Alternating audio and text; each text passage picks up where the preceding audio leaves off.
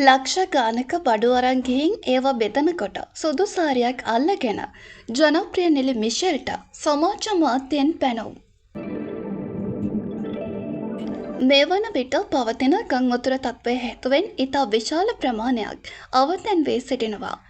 මෙහිදී බොහෝ පිරිස් ඔවුන් වෙනුවෙන් උදව් උපකාර කිරීමට ඉදිරිපත් වී සිටිනවා.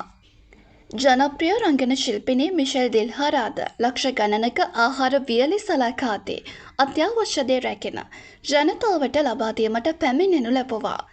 නමුත් මේ වන විට ඇය සුදු සාරියක් ඇඳ ගංවතුරේ පැමිණ කැපී පෙනීමට සැරසෙන බවට යම් පිරිසක් ඇයට චෝදනා කරන ආකාරය දැක ගන්න ලැබෙනවා. මිෂෙල් දිල්හාරා යනු මෙම ගංවතුර අවස්ථාවේ පමණක් නොව ඇය සෑම මාසකම ඇය උපයන මුදලින් ඉතා විශාල කොටසක් මාස්පතා වැඩිහිටි ළමා නිවසවලට බැර කරනු ලබන සමාජ සේවිකාවක් වනවා. මෙම අවස්ථාවේ ඇය ඇඳ සිටින ඇඳුම විවේචනය කරමින් ඒවා සෙවීමට වඩා ඇය කරනු ලබන සමාජ සත්කාරය පිළිබඳව අගය කළ යුතු බවයි තවත් පිරිසක් පවසන්නේ.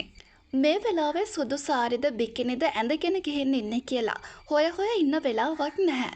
උදව් කරන්න ශක්තියක් තියෙන මිනිස්සු මේ කරන දේ වචනෙන් හරි අගය පල්ලා යනවෙන් සමහරු පවසනවා.